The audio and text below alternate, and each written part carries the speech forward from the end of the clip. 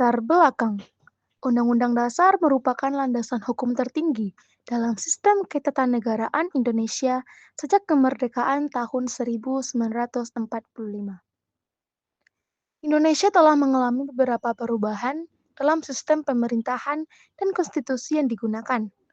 Untuk memahami perjalanan konstitusi di Indonesia, perlu dilakukan periodisasi pemberlakuan Undang-Undang Dasar yang mencakup masa berlakunya Undang-Undang Dasar 1945, Undang-Undang Dasar Sementara 1950, hingga kembali Undang-Undang Dasar 1945 dan masa setelah reformasi dengan amandemen. 1. Periode Undang-Undang Dasar 1945, 18 Agustus 1945 sampai 27 Desember 1949. Periode 18 Agustus 1945 hingga 27 Desember 1949 merupakan masa awal pemberlakuan Undang-Undang Dasar 1945 di Indonesia.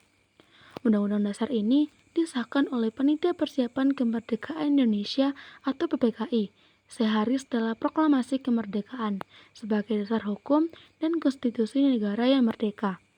Pada masa ini, Indonesia menganut sistem pemerintahan presidensial dengan presiden sebagai kepala negara sekaligus kepala pemerintahan. 2. Periode Konstitusi Republik Indonesia Serikat 27 Desember 1949 sampai 17 Agustus 1950. Pada periode ini, Undang-Undang Dasar yang berlaku adalah Konstitusi Republik Indonesia Serikat.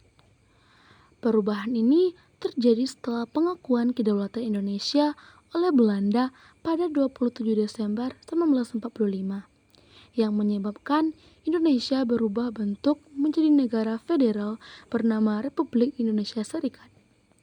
Konstitusi Republik Indonesia Serikat menganut sistem pemerintahan parlementer di mana kekuasaan eksekutif dijalankan oleh Perdana Menteri yang bertanggung jawab kepada parlemen. 3. Periode Undang-Undang Dasar Sementara 1950, 17 Agustus 1950 sampai 5 Juli 1959. Setelah dibubarkan Republik Indonesia Serikat, Indonesia kembali menjadi negara kesatuan dengan memberlakukan Undang-Undang Dasar Sementara 1950. Undang-Undang Dasar Sementara ini bersifat sementara untuk melakukan waktu bagi konstituante menyusun Undang-Undang Dasar yang baru.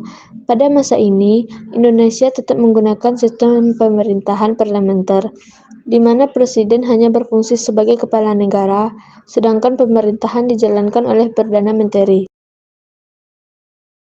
4. Periode Undang-Undang Dasar 1945, 5 Juli 1959 sampai 19 Oktober 1999.